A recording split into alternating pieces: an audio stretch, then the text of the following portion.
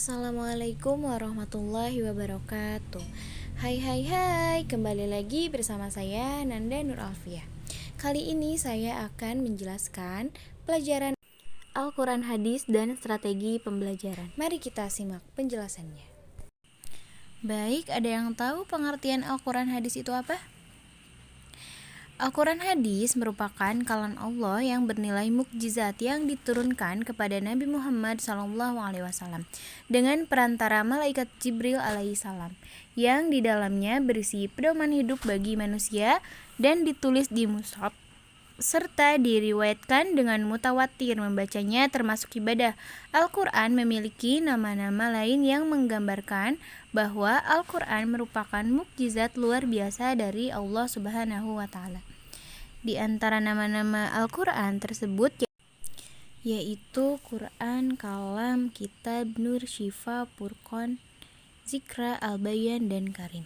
Sedangkan kata hadis menurut etimologi dalam bentuk jamaknya adalah hidas, hadasa, dan hudus. Dari segi bahasa mempunyai beberapa arti yaitu baru, jidad, lawan dari terdahulu, qadim, qorib, dekat, lawan dari jauh, ba'id, dan berita khobar yaitu sesuatu percakapan dan dipindahkan dari seseorang kepada orang lain.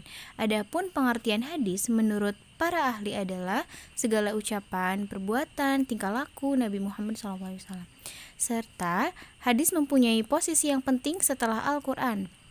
Hal itu karena hadis ialah mubayyin atau penjelas dari Al-Quran. Selanjutnya ada fungsi-fungsi pembelajaran Al-Quran Hadis. Yang pertama, pemahaman, yaitu menyampaikan ilmu pengetahuan, cara membaca dan menulis Al-Quran, serta kandungannya dan hadis. Yang kedua yaitu sumber nilai, yaitu memberikan pedoman hidup untuk mencapai kebahagiaan hidup di dunia dan di akhirat.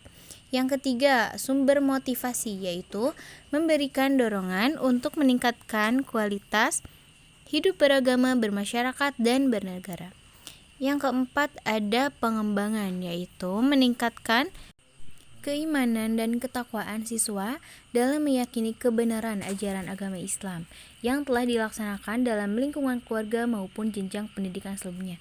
Yang kelima yaitu ada perbaikan, yaitu memperbaiki kesalahan-kesalahan dalam keyakinan, pemahaman, dan pengalaman ajaran Islam siswa dalam kehidupan sehari-hari. Yang keenam ada pencegahan, yaitu untuk menangkal hal-hal negatif dari lingkungan budaya lain yang dapat membahayakan diri siswa dan menghambat perkembangannya menuju manusia yang beriman dan bertakwa kepada Allah Subhanahu wa Ta'ala. Yang ketujuh ada pembiasaan, yaitu menyampaikan pengetahuan, pendidikan, dan penanaman nilai-nilai Al-Quran dan hadis pada siswa sebagai petunjuk dan pedoman dalam seluruh kehidupannya.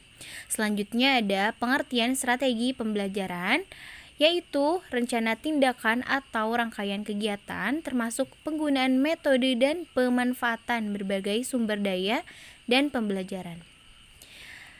Selanjutnya, guru dalam melaksanakan proses belajar mengajar agar dapat mempengaruhi peserta didik untuk mencapai tujuan pembelajaran secara efektif dan efisien. Lalu ada macam-macam strategi pembelajaran Al-Quran Hadis.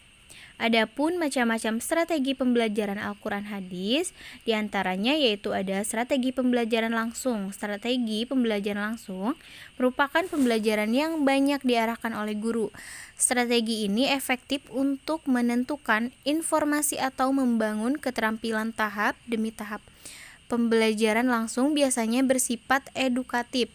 Kelebihan strategi ini diantaranya guru dapat mengendalikan isi materi dan urutan informasi yang diterima oleh siswa. Lalu dalam diterapkan secara efektif dalam kesar yang besar atau kecil. Selanjutnya merupakan cara yang paling efektif untuk mengajarkan konsep dan keterampilan-keterampilan kepada siswa yang berprestasi rendah. Selanjutnya strategi pembelajaran tidak langsung. Strategi pembelajaran tidak langsung sering disebut inquiry, edukatif, pemecahan masalah, pengambilan keputusan dan penemuan. Pembelajaran tidak langsung pada umumnya berpusat pada peserta didik. Peran guru bergeser dari seorang penceramah menjadi fasilitator. Strategi pembelajaran interaktif. Pembelajaran interaktif menekankan pada diskusi dan sharing. Di antara peserta didik, diskusi dan sharing memberikan kesempatan peserta didik untuk berdiskusi terhadap gagasan, pengalaman, pendekatan, dan pengetahuan guru atau temannya, dan untuk membangun cara alternatif untuk berpikir dan merasakan. Strategi ini antara lain peserta didik dapat belajar dari temannya dan guru untuk membangun keterampilan sosial dan kemampuan mengorganisasikan pemikiran dan membangun argumen yang rasional. Strategi ini memungkinkan untuk menjangkau kelompok-kelompok dan metode-metode interaktif. Kekurangan dari strategi ini sangat tergantung pada kecakapan guru dalam menyusun dan mengembangkan dinamika kelompok belajar. Selanjutnya, strategi pembelajaran empirik. Pembelajaran empirik berorientasi pada kegiatan induktif, berpusat pada peserta didik dan berbasis aktivitas refleks pribadi tentang pengalaman dan informasi.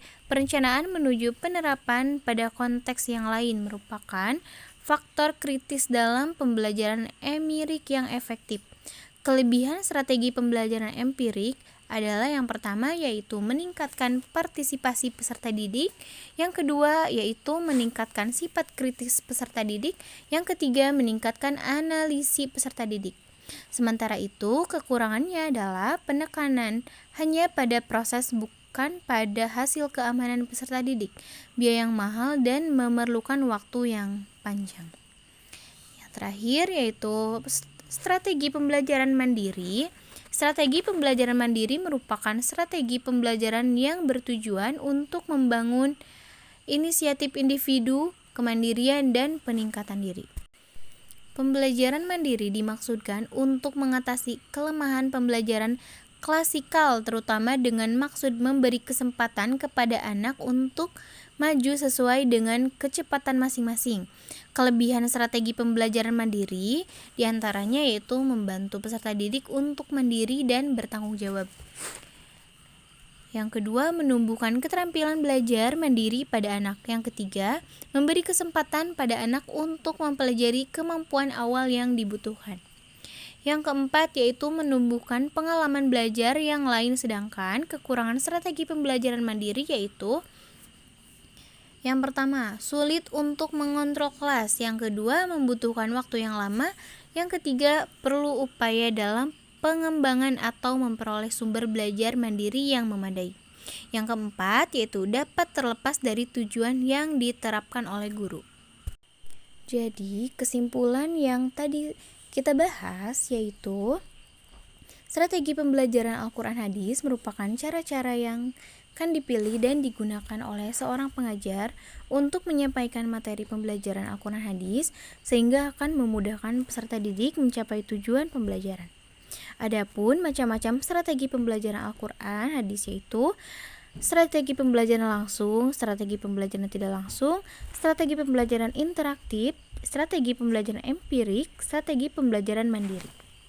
Sekian pembahasan dari saya kali ini. Mohon maaf apabila banyak kekurangan dan kesalahan. Wassalamualaikum warahmatullahi wabarakatuh.